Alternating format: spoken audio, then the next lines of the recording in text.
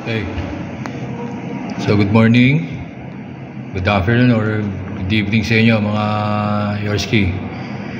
Ito, may nagtatanong kasi and kaya naisipan kong gumawa ng video regarding dito sa ano nyo, tawag dito sa Victoling.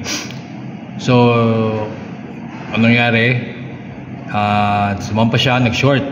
So ngayon ganito lang gawin nyo, diba? Kasi bumabalik ni, di ba sabi nga natin pagka bumabalik yung Victoling nyo, yung month end report nyo pagka sobra kayo sa consumption.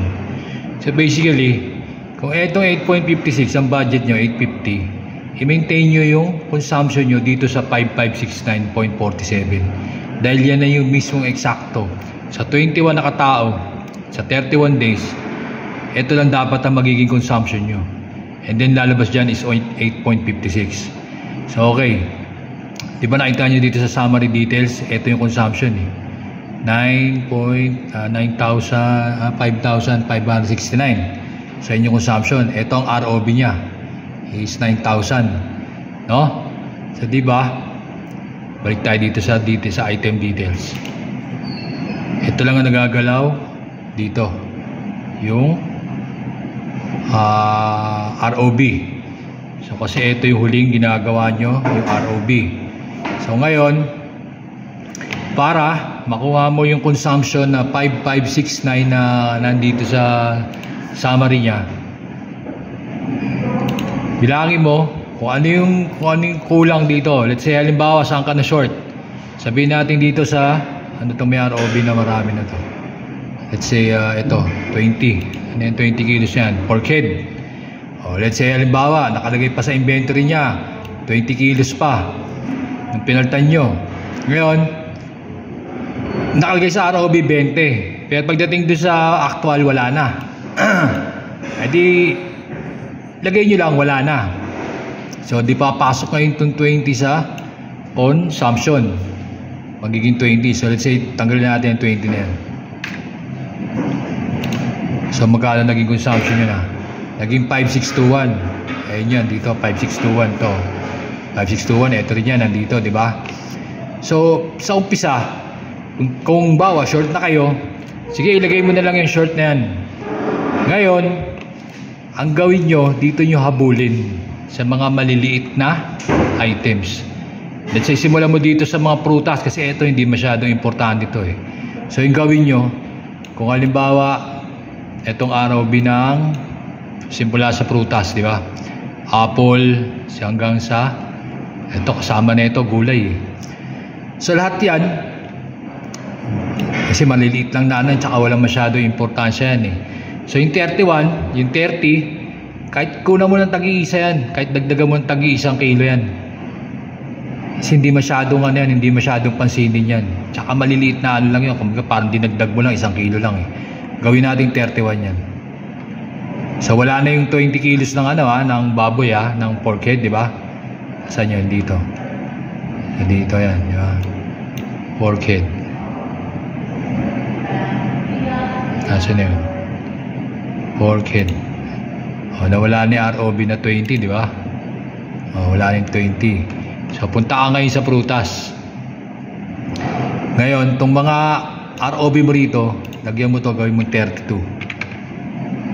Itong 2, 230 lang ang total mo So hindi ka pwede magdagdag dyan dahil 230 lang yung total mo. Ito 14, gawin 15. Ito 20, ilan ang total? 43, gawin 25. Itong 32, ang total 65, gawin mo 40. Kasi mas madaling habulin niya kaysa doon sa karne ng baboy o kaya doon sa mga karne-karne niyo. Ito 2, huwag na. Ito 45, gawin mo 35. Ito isa, 20, sige fix mo na. 6, 8, 3, 4, 8. So gawin mo natin 5. Ayan to 3, ilan total? 4, so huwag na.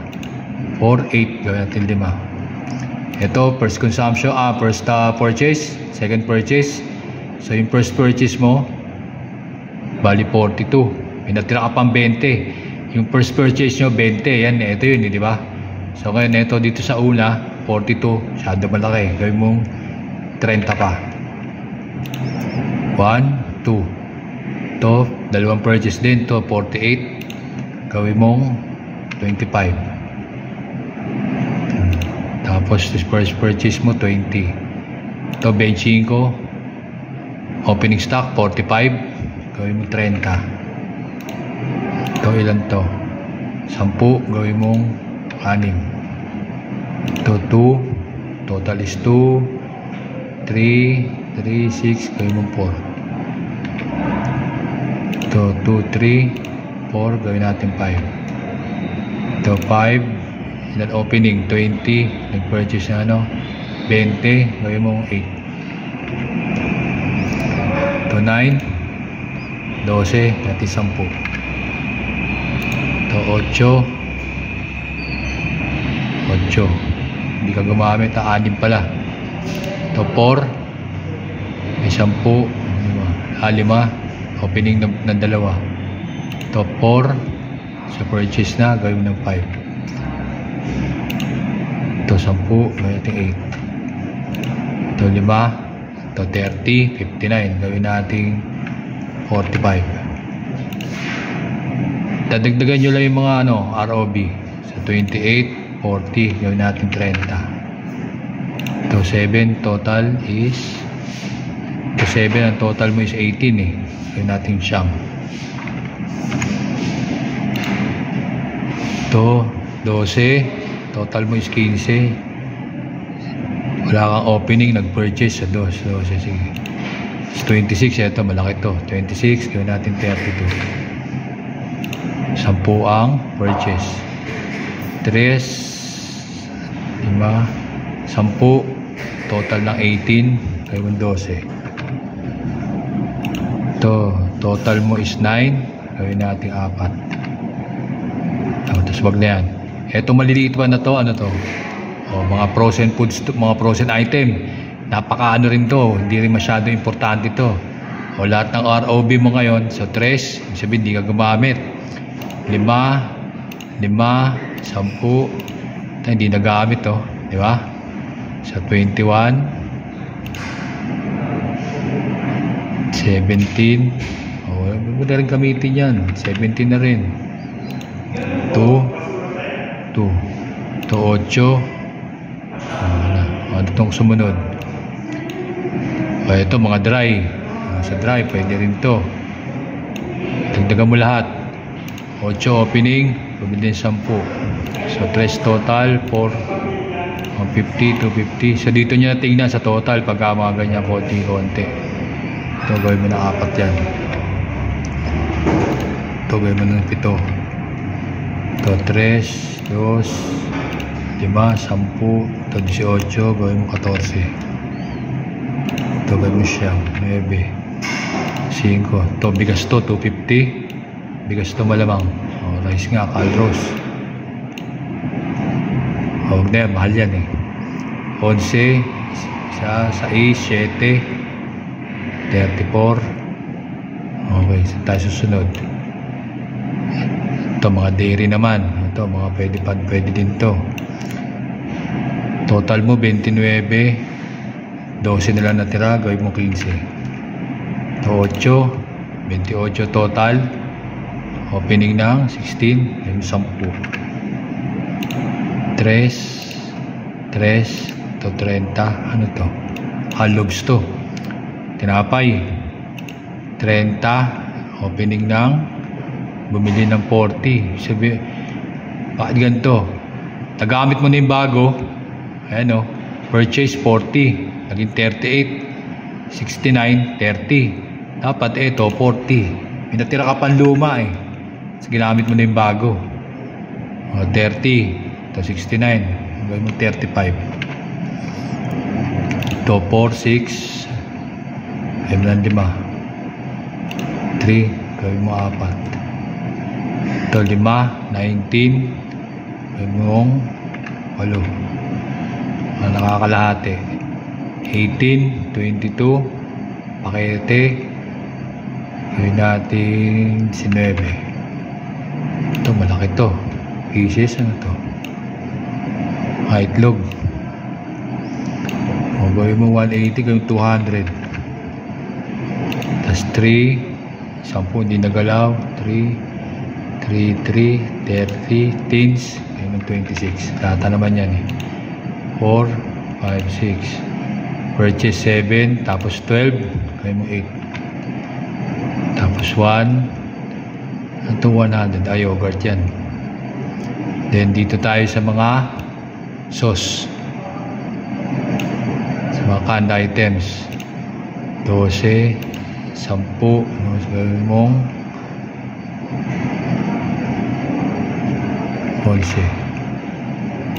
250, 13, 6, 20, 18, ito 280, 9, 10, hingong ito 16,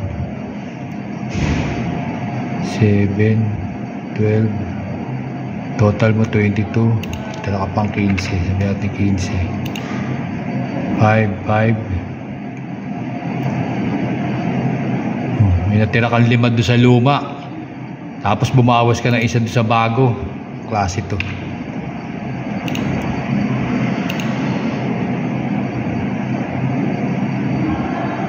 20, hindi mo nagamit. Ano to?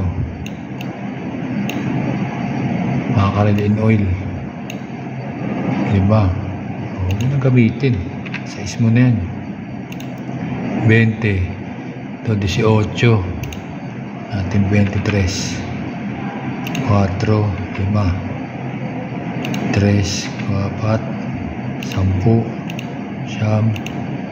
20, natin 5. Tapos 1, basta titingnan nyo yung sa total. 2, yung total stock nyo 18, 49 yung total. 24, gawin natin 25, tapos 25, saan pa? Ito 58, gawin natin 30, 9, 1, 5, gawin natin 8, 7, 12, gawin natin 8. Ingat pa isa-isa lang mula. 12, ito 24, ito 18, ito 20. Tingnan natin kung ano na. O, tayo, diba? O, sumobra na baba, 8.23. So ibig ko sabihin, pwede ka magbawas doon kahit pa isa-isa. Kita mo, na-reach nyo rin naman kahit ma-short yung, o, diba? Natakpan na ngayon yung 20 kilos ng pork head. O, di, absuelto ka na. Diba? Ganda lang gagawin nyo pagka short kayo. Ilagay nyo na yung tama, yung talagang actual, para ubos na, hindi na yung hahabulin ng pasawali. Kasi kahit yung sa mga gulay prutas, habulin nyo man yun, pa isa-isa 2 kilo. Kung mga marami ng mga items yun, tsaka hindi naman siya ganun ka-importante. Kasi ito ang mga mahal. Yung mga karne, yung mga processed meat, ano pa, yung mga manok, basta yan, tsaka yung mga isda na yan. Yan ang mga mahal eh.